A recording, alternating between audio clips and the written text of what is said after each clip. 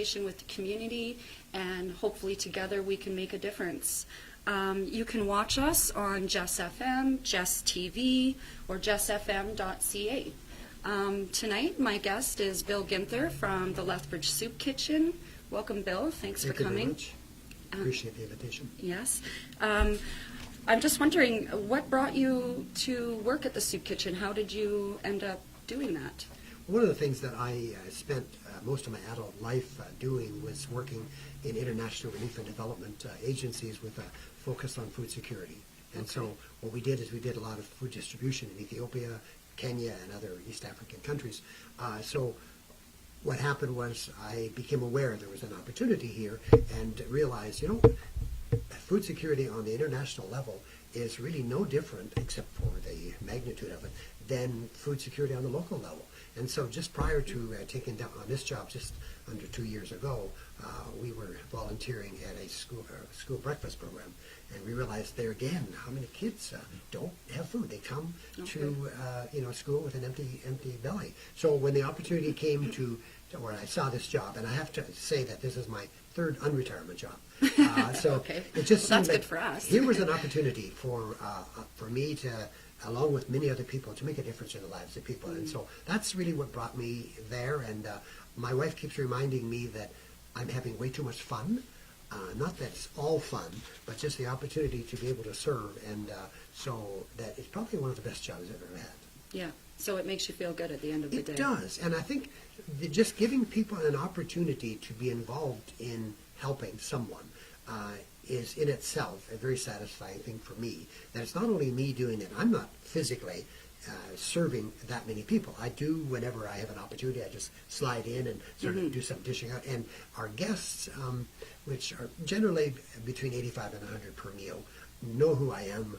I know them, not all by name, but all by face. And so just to see that I can engage other people in the community to make a difference directly to an individual. It's not just saying, well, sending a check, not that there's anything wrong with that, but to physically make eye contact with people and say, these are my neighbors. That it causes a positive reinforcement in those people's lives. For them to just come and eat the dinner, they might not think about who's giving me this dinner, but when they see you and they interact with you and maybe you can give a little love their way, then they leave feeling that interaction. Absolutely. And then now we've really made a difference. And what we try to do, or I guess one of the focal points for me, is to restore some degree of dignity to people. Yeah. When you're in a food kitchen, or soup kitchen, lineup, there's not a lot of dignity. And really, you leave most of your dignity at the door. Because you're coming with your hand out like this, and there's nothing that you can do at that point to help yourself. You're completely at the mercy of others. And so what we have done within our structure, within our building, we have tried to update, or have updated our building to the point where it's a welcoming place, I think. And of course, we're reminded that it is. We make it homey. The downside, if there is one, is that we've made it a bit too homey. People don't want to leave. Like we're only able to provide that space for an hour a day. For example, breakfast is served at 7:15, and by 8 o'clock, so that's even less than an hour, we ask people to move on, because we have a crew of people, volunteers, coming to serve the next meal. Right. We have to be ready, as you know, when you were there. And, but we find that people, it's welcoming, it's homey. We've put pictures on the walls. We have music playing sometimes. Yes. It just is a bit of a respite from the cold, well, recently, now it's nice, but from the harsh world. Yeah, they come in, we insist that they're treated with respect, and we welcome them. Again, by name, they know me. I'm one person, lots of them. They seem to really appreciate it when we take that extra moment to ask how their day is going. I've often focused on, if I know someone's had surgery, someone's had an accident, ask them how they're doing.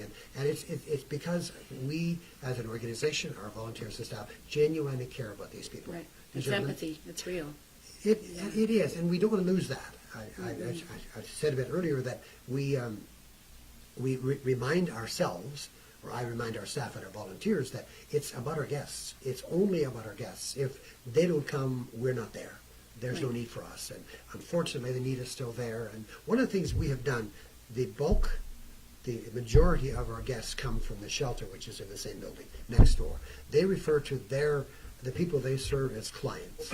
Okay. And I never liked the term clients. It's, I don't have a business relationship with you. You are a guest. You come into our building, we serve you. And so we made that distinction between, even in word, because I think words are big when you're talking with people. And Of for course us, they are. we treat them as guests. They are guests, and we welcome them. We, I'm the first to say that things don't always run perfectly smoothly. People that are there are people that have issues. They wouldn't be there if they didn't have. And we look past that. We say, Right. what could we do? And one of the things I say most frequently to the people that come to serve us, staff and volunteers, make eye contact with people. Yeah. The very first level of acceptance of people is to make eye contact. I recognize you as an equal. At that That's moment right. when your eyes meet, you're an equal with that person. They're no different, that they're a person.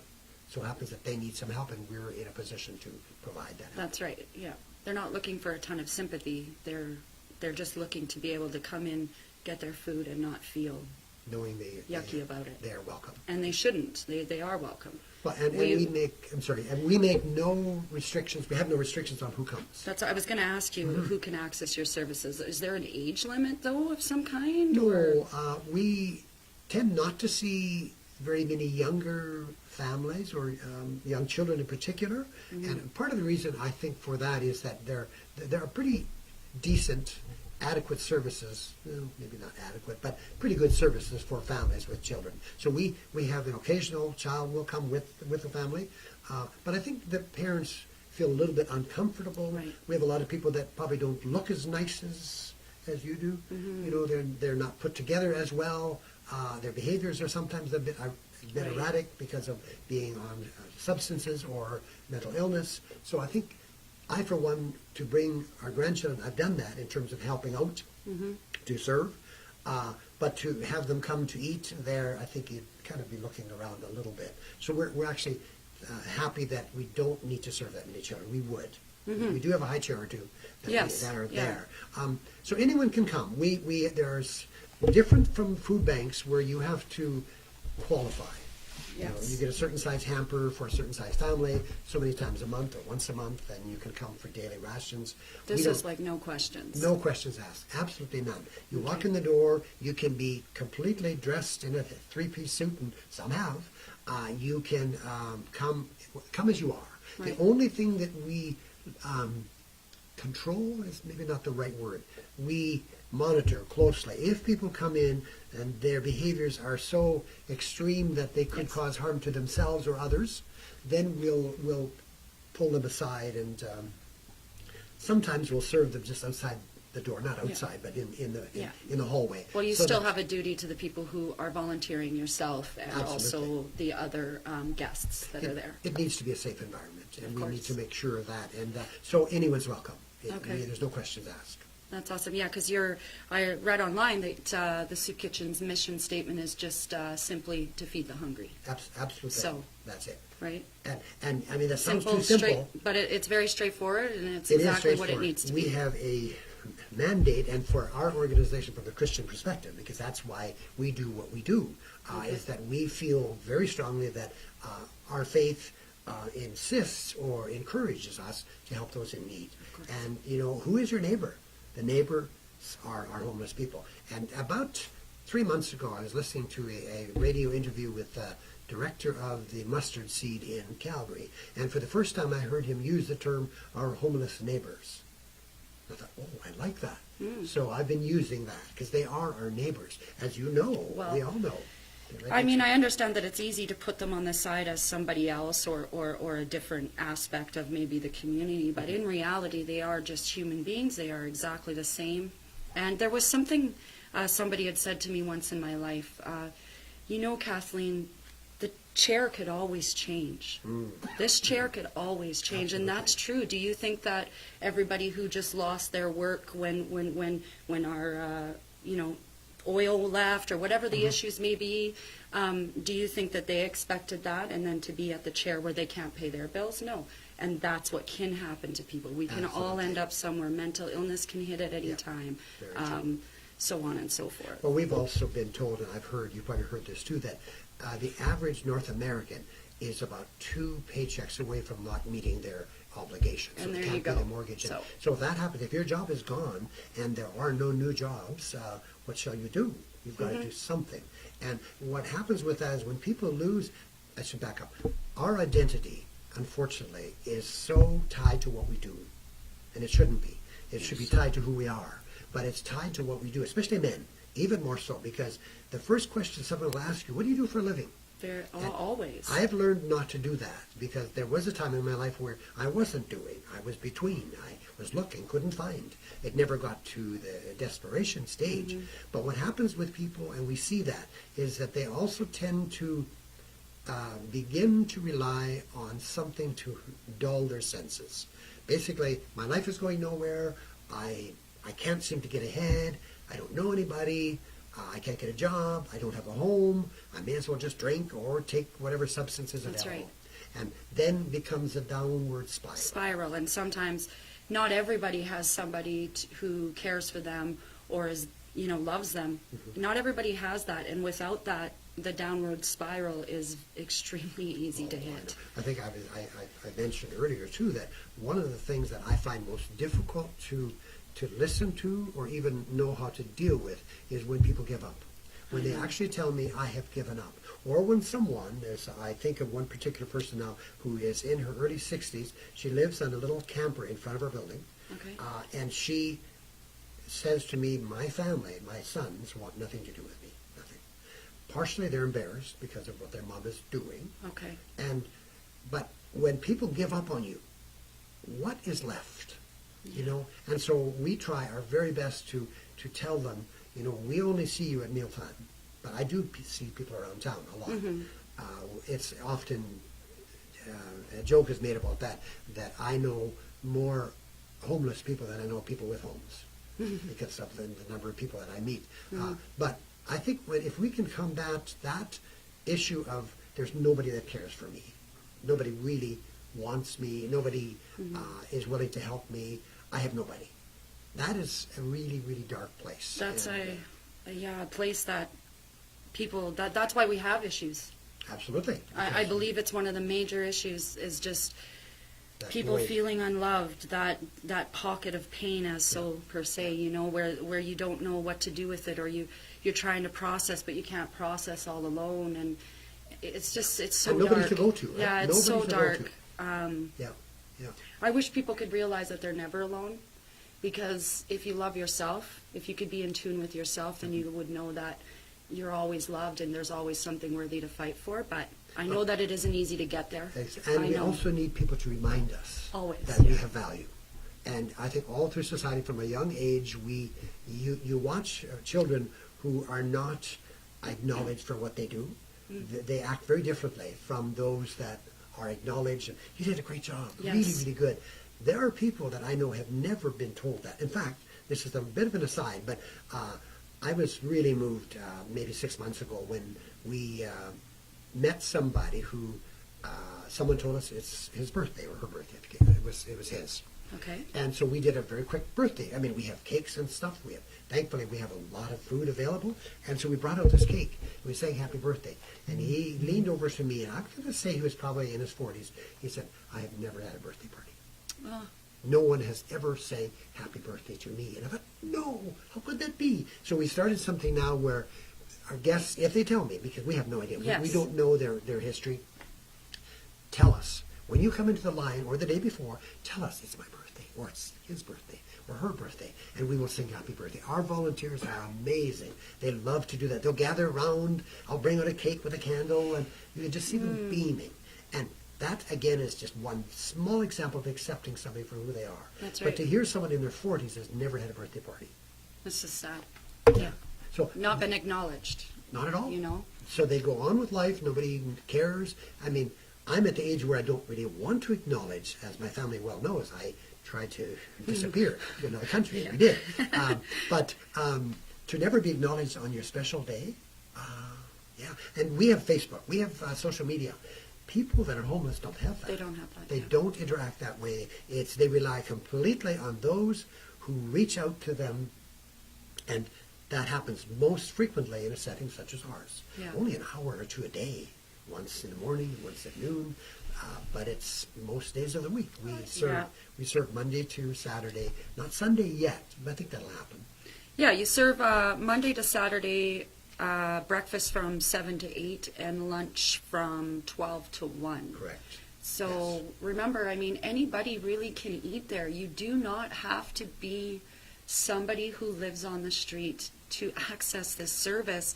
We all know that it could just be middle class people having a hard time trying to get to the next payday. Remember, there's no, you don't have to be embarrassed. Go in, get a food. It's good food. It's cooked great.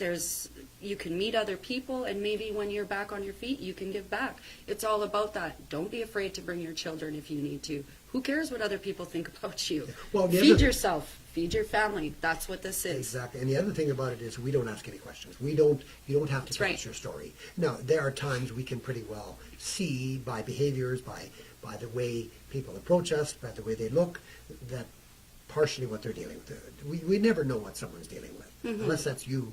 We have no idea you're what's not in going their on shoe. inside. We're not. Yeah. And so that we just come, we accept you, we don't ask you any questions. I make a point of not necessarily when a person comes for the first time sitting with them, because they might get, oh, here we go, somebody's going to come and ask me questions. I don't. I wait till they've been there a few times. I'll sit with them and welcome them and say, well, thank you for coming. It's really nice to have. And now we talked about food a little bit. Yeah. I think I know, our guests eat better than I do. And I am happy to say that because we have the best quality food you could get. It really is. And we're so blessed, and you might want to ask this question later, and I'm probably jumping ahead, but we are blessed beyond words. We receive about $60,000 worth of food every single month. It's from grocery stores, it's from amazing. Broxburn Farms, it's from Starbucks, it's from a couple of the local pubs, it's Little Caesars, etc. I'll miss some, so I'll stop trying to name them. But one organization alone, Broxburn Farms, which is the edge of town, they do vegetables and so on.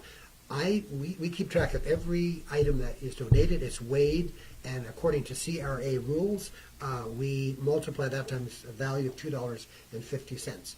Broxburn Farms gave us $118,000 worth of food in 2018. That's so huge. What I do is I acknowledge them by, a certificate with a seal and bring it right to them and receipt them. And so our guests eat very, very well. And I will never apologize for that. If anything, if we can increase the quality, the taste, we'll do that. But we have people, the bulk of our volunteers are older people, not all, but the high percentage. These people know how to cook. We had a group there today from the Buddhist Society. I'm not sure the exact Right, I term. saw that on Facebook, actually. And they're such a neat group, all Japanese, I think, at least it seemed like. So we did something a little silly. We have a sound system, so we like to play soft music. Oh, Japanese music. So I found some Japanese music. So I walked around and I said, so do you like the music? I don't know if I like that. That kind of thing. And so I said to one person, that if we asked 100 people the same question about, do you like this music, it probably would be split halfway. Half say, no, I don't like it. But the reason I'm saying that is these are people that come to us with experience in preparing food. They are not rookies. They know. And it goes beyond that. There are groups, including schools. We're getting a lot of schools now. I've been I love noticing, that. yeah, I because love it. There's nothing better for a high school or even junior high or younger kids, to come with their parents. And as young as 3, that's fine, as long as parents take responsibility, right? We don't want them injured. And then for them to come and even miss a bit of a class, they're going to learn a lot more. Yeah. Being there, interacting with people they've never seen before, and only had a thought about what a homeless person might be, to realize they're people. Yeah. And this group came, oh my goodness, they were from Lomond School, Right. Out of town. I'm not sure, near Champion. I'm not Right. sure where that is. Anyway, they came with one staff and about, I'm going to say 20 kids. They brought all their own supplies. They brought the entire meal with them. They don't need to do that. They went around their community, Picture Butte and other places, and got donations of meat, etc., etc. They brought everything, and whatever they didn't use, they left behind. I mean, that's really stepping out. These are students brought there by their teachers, And of course, from that comes the opportunity for me to say, look, if you need me to come to your assembly or your class, Yes. and of course those invitations are not coming, I would love to this is a great opportunity for me to talk to people about what we're doing, Yeah. and just encourage It people needs to to get be, involved. people need to know more. If the knowledge isn't there, then people can't access the services, and they also can't help the services Yes. when it's not there. Knowledge is power. So It is, absolutely. sometimes we just think, oh, there's a soup kitchen, everything must be good over there. They feed people, we're good. But organizations like that are always in need of more help, and also there's always more people who are in need of that organization's help. Absolutely. So spreading the word and knowing more will help. Yeah. Well, one of the things that I'm very aware of, and I don't like to overuse either social media or the media in itself, I'm very cautious about asking for too many things. I don't want to, on behalf of the organization now, to be constantly seeking for more. We are blessed, I use that word maybe a bit too often, but we are, to receive a lot. But there are times, there's some things that we don't get. I mean, very simple, basic things like, because we do breakfast, we do a lot of pancakes. They love pancakes. And it fills your belly. I mean, it gets you a good start. Oatmeal and pancakes and toast is great. But we don't always receive things like pancake syrup. We just don't. Okay. Who would think of that? And so when people ask me, what do you need? Well, pancake syrup would be good. We often ask for meat. I won't say anything about that today because I had a call from Lethbridge Meats saying a farmer, whose name was mentioned, has donated an animal. It's weighing in at 735 pounds. It's still alive. He wants to donate it to you. We will do the whatever, the butchering, the cutting, the wrapping. What do you want the meat? What form do you want That's it in? amazing. And so I said, well, mostly hamburger or ground beef, because that's what we use a lot of, but Yes. also some roasts. So that'll be coming in about a week and a half. And that out of the blue. We did not ask for that. Yeah. But it's again, often it's people who have come to volunteer, and this particular case, a fellow owns a feedlot or runs a feedlot. And there are occasions when an animal is slightly injured with a sore foot or whatever, it can't be shipped, and they will then use them. So those are things that we don't have to buy. Right. And we had to increase our budget slightly this year for the first time in quite a while, by about 12%. Is that because there's more people More coming? people. More people Okay. coming, costs are higher, utilities cost more, just expenses are greater. I mean, we have more staff because we have to do our own cleaning now, where before that was shared with our neighbor organization. So we've just picked up more responsibilities. Have you seen an up in people needing your services since the safe injection site has started? Yes. Yes. I'm just really curious Yeah. about that. Yeah. Yeah, I can't identify specific numbers, but we're generally looking at between 85 and 100 people per day. Now, there's a spike downward, if that's the right term, when people receive their ACE checks or things like that. So the last week or so in the month, people receive some money, and they will then go out and spend. I wish they wouldn't. They I go out know. and spend it on food or fast food or Well, whatever. when you don't have anything all the time and then you get something, Yeah. it's hard not to go eat. It's hard not to go do something, because you want to have those joys too, right? It fills a void. It fills a void. Exactly right. What it does, it also gives you an opportunity to make a decision on something small. Yeah. I will decide to take this little bit of money and go to one of the fast food places and buy a hamburger, which I can't do without money. It's a very small decision, but something I can do. So that happens as well. that's a good point. People tend to just want to make a decision. So has there been a spike? Yes, there has. The biggest change for me is that I'm seeing people that I don't know. And not that Okay. that's necessarily a bad thing, but there's people whose behaviors I don't necessarily recognize. I'm not sure how they'll respond if one of our staff reminds them to return their tray or whatever. Maybe that'll set them off. Yeah, you so don't know. we're a little more cautious, and that's because people come from other parts of the province mostly. In the past, Lethbridge was known as a warmer place in winter. It was mild. Right. We know the last 2 years that has not been the case. So people come from Edmonton, from Calgary. In a smaller city, it's easier to navigate, easier to access services because we know where they are. They're right there. So we are seeing more people. The fact that people can utilize the harm reduction, I think is the best term they like, Oh, okay. site in the middle of the night if they need to or feel the need to. that brings people to our city. What it does, though, it brings people to a city that doesn't have adequate housing. You No, don't. no. And so people are sleeping on the street. People Yeah. are sleeping rough, as the sanitized term is. Plain words, they're homeless. They're couch surfing.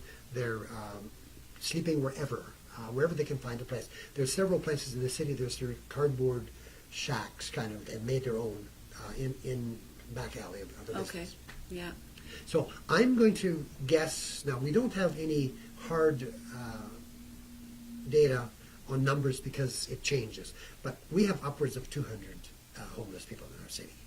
The shelter Okay. houses 111. So that tells you, Like in the night. yes, every night. And it's full. I It's don't full know. every night. It's Okay. full every night. So that's 111. Why 111? I don't know, but it is. How And, many they could fit beds or whatever. possibly, and Yeah. it's simply mats on the floor, and so there's no privacy. It's better than nothing, and I want to say For that sure. carefully because they're doing their best with what they have.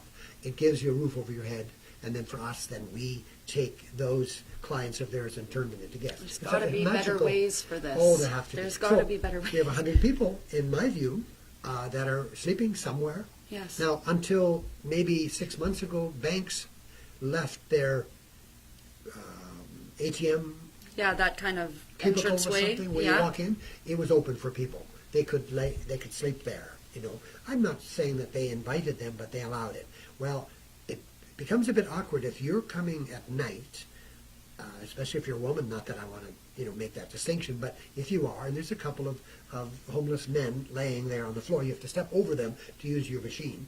You're probably not going to do that, and then you've got cash in your hand. Yes. And not that a homeless person shouldn't be trusted. I would never say that they will do anything different than you and I would. No, we but were if in the that homeless place. person may be using a drug that is mind altering, Absolutely. then we might see some things that could happen that would never normally happen. Yeah. That person would never normally do. And they may not be in control of what they're doing at that point. Yes. And so the banks have locked the doors at 9 o'clock, so you can't spend the night there anymore. So there's empty buildings where they try to access. Of course, then you're considered a squatter, and then you're removed because you've been breaking and entering. So there's just a list of obstacles that people face. Yeah. This winter, February, I was told was the worst in 83 years, snow and temperature. There were Okay. people outside. I know. There were people sleeping. People have died outside. We just don't know that. And In this community. in our city, absolutely. Really? Yep. Oh, So, I never heard that anywhere. It does happen. People Okay. are dying in our city. No, I'm not going to say daily, No, not even monthly, but doesn't people matter. are dying on our streets Yeah, and that's due to either overdoses, due to just a whole range of reasons why they are where they are. And so we need to do better. There are some ideas in the works. Announced yesterday, I don't know how public it is, but the province social services is going to be developing a intox center at the shelter. They're going to take a portion of that building and turn it into a place where people that are intoxicated can go and stay, and they'll then work with them, with trained staff out of Calgary, a group that received the contract, offered the contract, and they will then be hopefully moved along the continuum of being from intoxicated to moving to detox to ultimately moving beyond their addictions. okay. That's the So we are still trying to get some other things in gear to help people. Yeah. As a society, I can see that we are working towards better, but for sure, there's more that can be done. And Absolutely. when we're just the people in the community, we think there's nothing we can do, or, what can we do to help? We might as well just keep going on with our life. There's nothing we can do. But every time you speak up, every time you help out, every time you talk about these issues that we don't really want to look at, Yeah. you inflict change. So Absolutely. together we do make a difference. Well, one line that is used maybe a bit too often, I probably use it more than I should, but it's that not everyone can do everything, but everyone can do something. That's right. So you can come to the soup kitchen and volunteer. We are still needing some folks for our breakfast program. It's early. You have to It's get up well before breakfast, as you know. Yes, I've done it. I'm part of a nonprofit organization here in Lethbridge called Bikers Building Bridges. We love to do our soup kitchen time. And we'd love to have you. We bring a couple of, like our president's daughters come with us, so their children, and it was pretty cool because after we were done our first time, they were, we want to do this again. They were asking their parents, and I just find it, giving back feels so good. It was just funny because we went there, we did all that, we fed everybody, and then, we went and ate at a restaurant. And I think a lot of people probably do. You're hungry, you're ready to eat now too, right? Yeah. And I can't tell you, I don't know, how just good it felt and how much I learned that day, and just... Well, and the more you say that and especially in this forum and other places, the more you talk about how the experience was for you and that you did make a difference, that is infectious, that is contagious. Yes. And I know people just don't know about opportunities. And, those of us that work in these kinds of organizations don't want to keep on begging, asking, could you help us again? Could you help us again? So the best advertising for us is word of mouth. That's for right. You to say, look, I was there, and this is what it did for me, or other groups, and we now have 650 volunteers. We're just absolutely amazed that we've added about 250 in the last year and a half. We have people contacting us regularly. Unfortunately, most people want to serve the noon meal. Of course. But we're 100,000 in this city, so 600 volunteers isn't enough. No, and we can all do a little bit more. If you picked one place, maybe just a month to try to give an hour of your time to, or something along those lines, it could really make a difference. We can solve. No, let me reword that. You can't solve the issues necessarily, but you can make a big difference. You can speak into someone's life. You can give them a part of yourself, saying, "Look, I care about you. I'm waking up at 5:30 in the morning, or whatever it may be, and I'm coming here." And I sometimes say that when I have meetings with our guests, I say, just, remember, all of these folks here got up before breakfast to get ready so that when you got up, you could come here. And they do appreciate it. They do. I was thanked so many times that day. You could just see it in the eyes of people. They were thankful. Yes. They felt blessed that day, and I'm sure they do every morning. They don't take it for granted. They do not take it for granted. And we do have people, and this happens to me, it's probably in the last 6 months, about 3 or 4 times, someone has been in contact with me and said, I used to be one of the people that came to eat. I'm on my own now. I'd like to give back. There's one lady that will call me once every couple of months. She said, could you come and pick up a check from me? With pleasure. So I go to her home, and she has a real difficult time moving, so she slowly makes her way to the door, and she gives me the check. And it's usually $50 or $60. But that's, for her, that's probably more than you giving, $100 or $500 or $1,000, because it's from her heart. That's right. She said, I want to give back. We see that over and over again. We have people come to us and say, I'd like to volunteer. It's a little complicated in terms of we try not to have guests serving guests. No. Because there's a bit of because the other side of the counter is different than this side of the counter. Well, and they don't, it's one thing to be served by somebody who doesn't really know your situation. You know it, but you don't know it. You don't know the in-depth situation or what that person did the night before or the week before. Now somebody who's been there kind of knows a little bit of maybe their personal life. So what we do in those cases when people come in, we value that. We like it when they do. We'll put them into the dishwashing area. Okay. Not to make that less value, because if we don't do dishes, we have nothing to serve. That's right. So it's just as important. Every job is just as important as the next. It is, absolutely. And so we'll do that. Now, we find that they are not necessarily consistent because of the issues in their lives. They may, have dealt with a serious, or had an overdose situation the night before. Well, they're not going to be fit to come and help you. Or they might not even know who they are that day. And so we don't expect that. But we do offer that opportunity. If they're interested, come, we'll put you there. That's right. And they do. There are times when people do. I don't like to say they, because these are individual people. Yeah, these are still part of the group of society, part of all of us. We're all one. It's for sure. Well, that's great information so far here. We're just going to take a small break, and then I'll come right back on, and we'll discuss some more issues here in the community with hunger and youth at risk. Okay.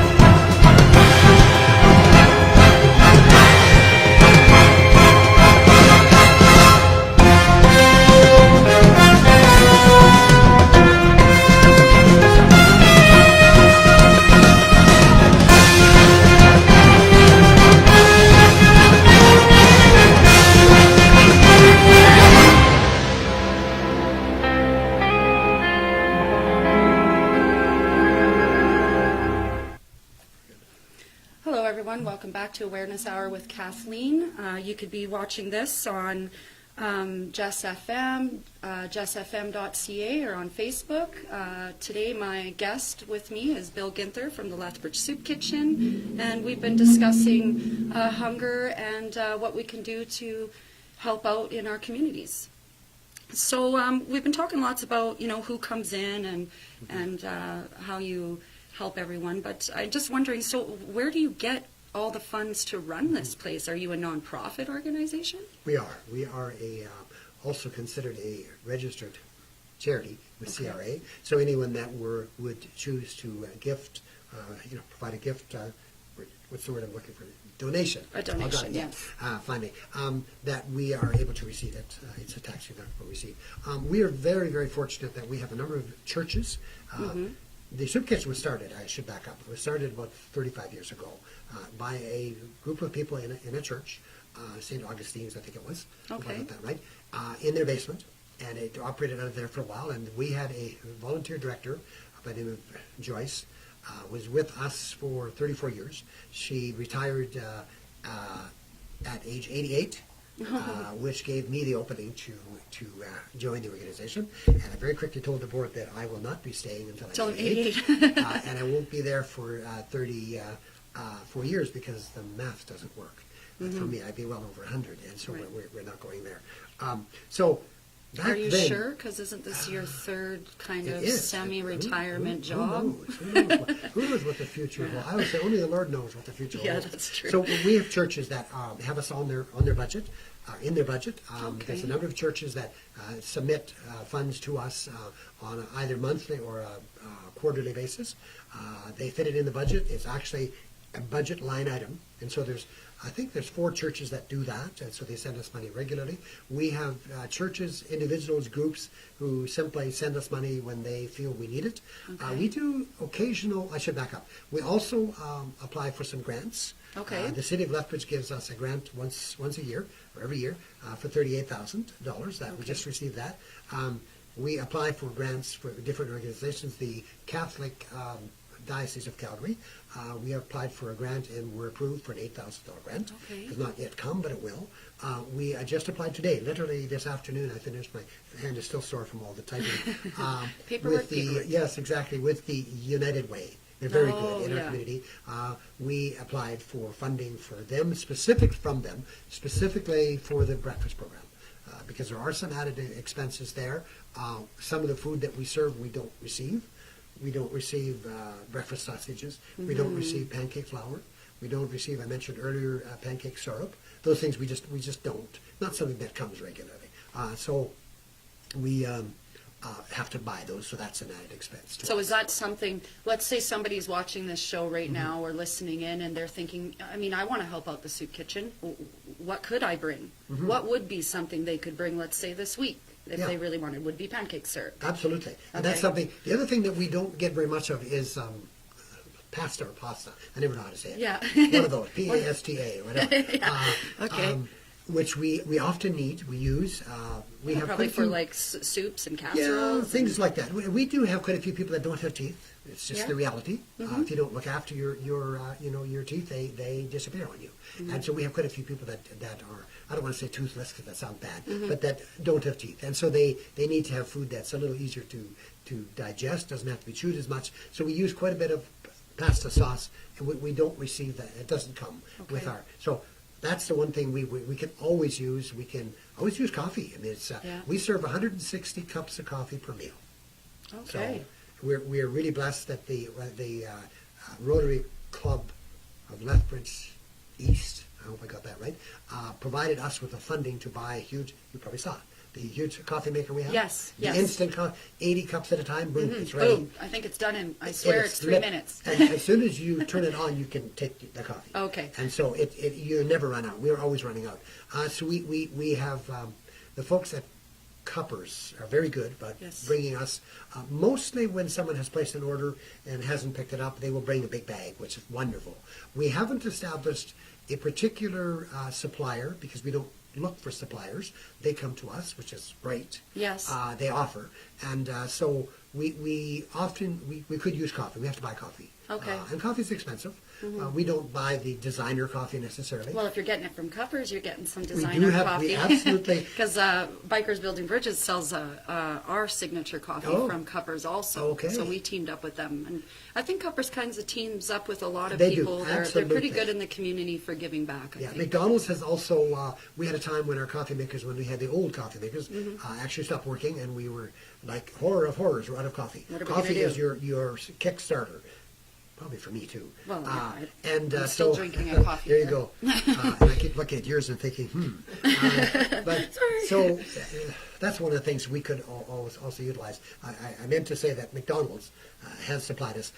That emergency day I went there, and they gave us a whole bunch of urns full of coffee, and See. then they gave us some packages that you see them open them, and they Yes. while they're, and they gave us those, and they gave us I think 300 and some cups with the stickers on them. So if I need coffee, I just take one of those stickers or we give it to our guests. Yeah. They can go for a free coffee. So Oh, that's kind of yeah. neat. So the coffee, the pancake syrup,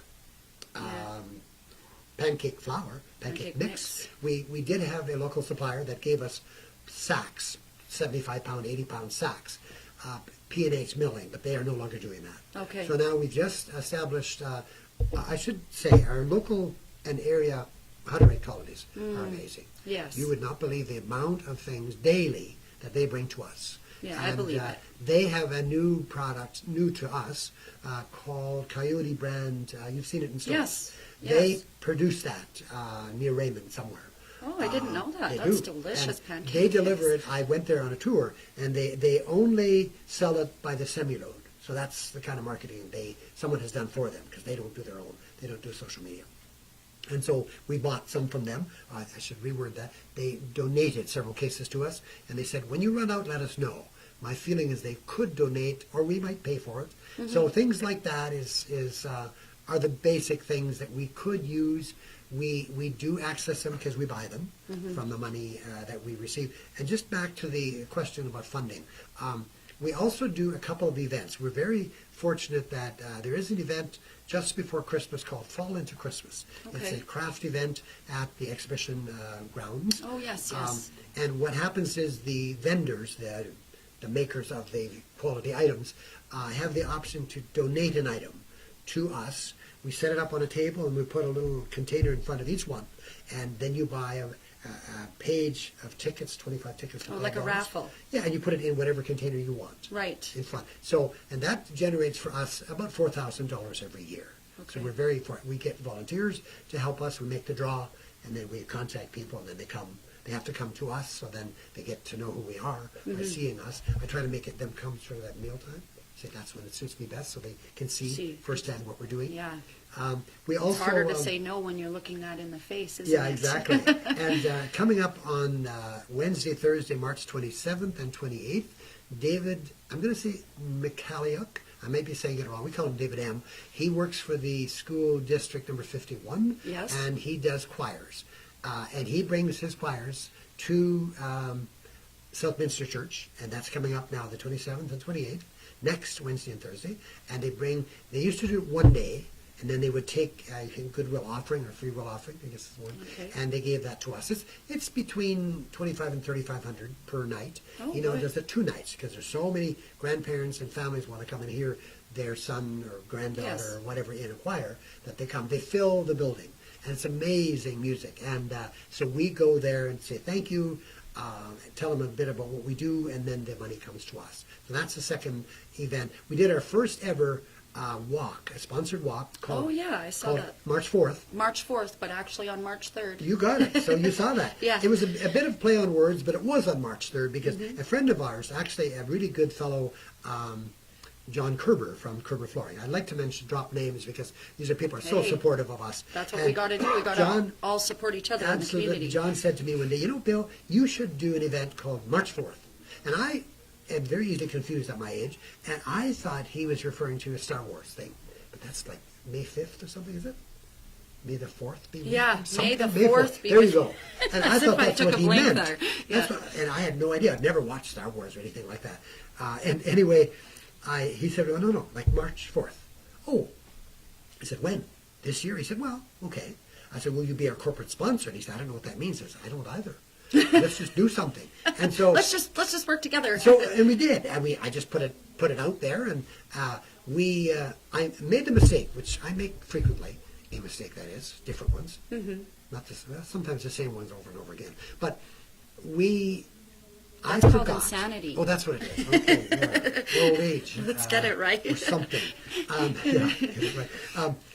I hadn't remembered that the folks at Streets Alive had their annual coldest night of the year walk. Okay. They draw quite a few people and bring a lot of money.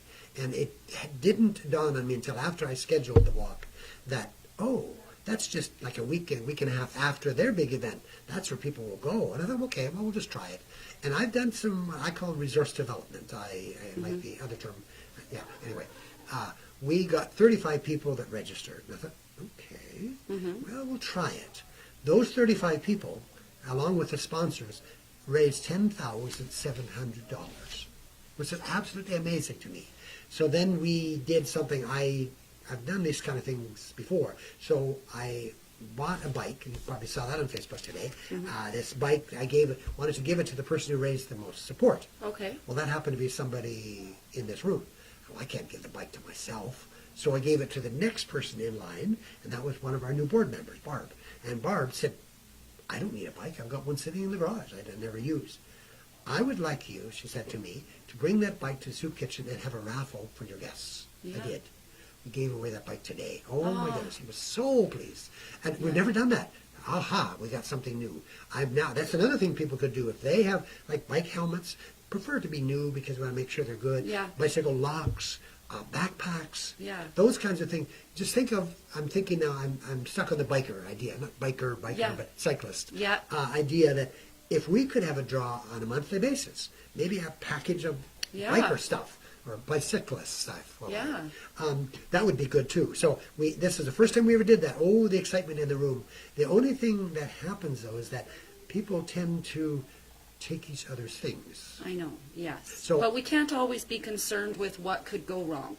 If Absolutely we did not. that, if we always thought, well, We do nothing. this doesn't work, or this person does that, there's always going to be bad people in every situation, but we still got to do the good. Here's what we did. We said, I have some fairly regular meetings with people. I just sort of have them all sit down and thank them for coming and remind them of a few simple rules like bring your tray back, stuff like that.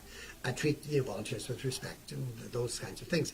And then I said, this bike will be drawn. One of you will win this because only you are allowed to enter, nobody else.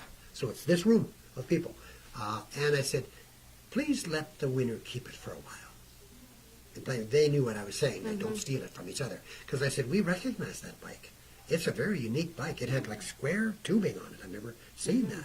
The folks at Sport Check gave us a really good price on it. So Okay, so they helped you they out did, to get it. absolutely they Okay. did. And then the neat thing is, I should just finish my thought there, that we said, well, we recognize that bike. So if you take it from David, we'll know that's not yours, that's David's. So David's mom came today and picked it up and brought it to her shed to store it until spring. And he said, I have to buy some locks. I said, I think you do. But while we had the bike still hanging on the wall, so to speak, one of the students from Lowman School said to me, I work at Sport Check. Okay.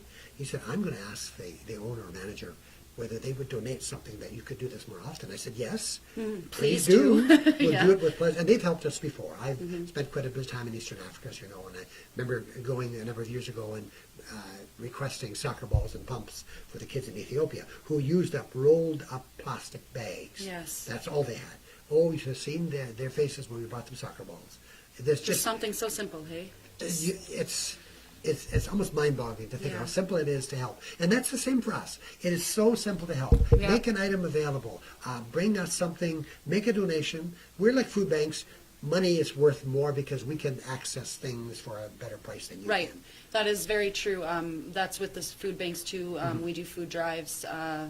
Bikers Building Bridges does food drives, and that's what Yes. we've learned. If you actually give money instead of food, the food bank can get way more items for that money than Yeah. we ever could, or I ever could. I think it's called leveraging. Yeah. You can get That's the right word. larger quantities. You can buy it in bulk. You can buy it wholesale, which you can't necessarily do. So the money goes further.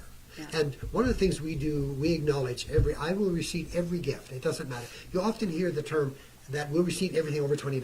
No. You give us $5, I'll receive it. Yeah, of course. Takes nothing. Just type it.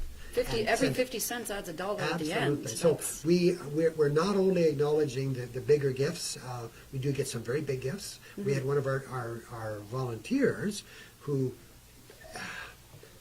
this is the story worth telling. Mm-hmm. He was one of the volunteers that came about once a month with his church group. And one day I said to him, I won't mention his name, I said, you should come and help us with breakfast. He said, absolutely not. There's no way. No, not doing it. He already does dishes at LSCO, at Seniors Citizens. Okay. And I thought, well, he could maybe do that or whatever. He said, no. So it was a few months came by, and all of a sudden I go there. I often go in the morning because I love to acknowledge our volunteers, and even though I don't start till after breakfast is done. And there he is. I said, oh, what are you doing here? Well, I thought about it, and I can do this, he said. So he started he comes regularly, sometimes a couple times a week. Mm-hmm. And then the one day, we were just at the stage where we were installing a washer and dryer. We never had one. We'd send it out with one of our staff and paid them. But you add it up in a year and be paid for it. Yes, so exactly. I applied for a grant from the Community Foundation, who's been very good for us. They've given us a huge grant last year. We upgraded our building with the money they gave us. And so I just placed the order for the washer and dryer from the grant money. I hadn't paid for it yet. It just came. And he said to me, could I pay for that washer and dryer? Yeah. Well, how much? $1,500. Here's the check. Oh, really? About 2 months later, he came to me and he said, can we make the same deal as last time? I said, okay. Not sure what you mean, but he said, would you, don't publicize this, don't give my name, don't put it on Facebook, and here I am talking about it on the air, but you don't know who it is. Yeah. And I said, yes. He had me a check for $10,000. Oh. One person, a volunteer. And he didn't want any publicity, no, and that really really says something about that person, whoever you are. Yeah, it does. And really does. And there's more people like that out there. Of course there and is, people give from their hearts. And actually, just some of us who've never given before, we could be the person who's like that. We don't know. If you've never given, you don't know. Yeah. Try it. Try Absolutely. giving. Well, and we said earlier, too, that giving is really the best feeling in the world. Yes. It absolutely. And the other thing about giving is... It's the best drug. Yeah, absolutely. Yeah. And the other thing about giving is, and of course that's from a church perspective, doing your 10% tithing. We often encourage people, when things are tough, that's when you need to give. Yes, so that you can receive a reward back. Absolutely. And I would say, too, that you are blessed. There's a blessing follows obedience. So what I mean by that is if you hear that still small voice or someone saying, you should give, if you obey that or respond to it, you'll be blessed. Now, if someone said, will I be blessed with money? Well, maybe, not likely, but you'll be blessed with you'll be blessed in your heart. Absolutely. And that's more than anything else in this world, because a blessed heart, a heart full of love, it just gives back that. Yeah. And it overflows. What we all need. It overflows. I mean, enthusiasm, I'm sometimes accused of being too enthusiastic, but I don't apologize for that too much. I just think that, we have an opportunity to impact people's lives. People, let's do this. I wish we didn't have to. I wish we had a system where everybody was healthy, everybody had a home, everybody had enough food, but the reality is that's not the case. And I'm not convinced that it'll ever be. Right. So we have a responsibility and an opportunity. To me, I just see it as a tremendous opportunity to make a difference. You can. Right. So we're going to have to close up here as our hour is coming up. I could talk to you all evening here, Bill, and lots to talk about. It's good to let the community know what's going on and what we need. So again, the soup kitchen can always have some pancake mix, syrup, sausages. They're looking for items they could give away to their guests, through the month. It would be great for coffee. It would be great for people to get things. So, just don't forget about them when you're thinking about what you can do in this community. Hunger is a real issue. Nobody should be hungry. We're Canada. That doesn't make sense. So in Lethbridge, we could make a change. Let's make our community really, really great, really special. Go to our Facebook page. Yes, please. The Lethbridge Soup Kitchen, our website, which doesn't get a lot of traffic, but it's there. It's the Lethbridge. You can also email them at lethbridgesoupkitchen@gmail.com. Or you can call me. Yeah, their phone number is 320-8688, and they're located at 802 2nd A Ave North. Again, breakfast Monday to Saturday, 7 to 8 a.m., lunch Monday to Saturday, 12 to 1, and they're ready to serve. They want to serve. We do. Yeah. We're looking forward to So do you have any, a quick closing comment you want to leave anybody with? Well, just to thank you for your willingness to endure me for an hour and asking great questions. I think a big thing for people is an awareness, and it takes a bit of research. I admit that before I applied for this job almost 2 years ago now, I did not know, and I say that with a bit of embarrassment, I did not know we had a soup kitchen here in our city. I'd heard something, but I didn't know. Yeah. And so it's about educating yourself. It's about listening to those voices. If I could, that doesn't fit very well because we do have people that hear voices. But listen to people that are talking about the needs and step up. Like, go out of your comfort zone. Just reach into your pocket if that's what it takes, and or come and volunteer. Yeah, because provide us with items. Time you always have, right? Absolutely. Yeah. We all have time, and we need to spend it well. Well, thank you, Bill, so much. I really appreciate it. And Very welcome. thank you to all my viewers for tuning in again, another Wednesday with Awareness Hour with Kathleen. Can't wait to see you guys next Wednesday, 6:30. We'll discuss some more issues in our community. Thank you, and together, let's make a difference.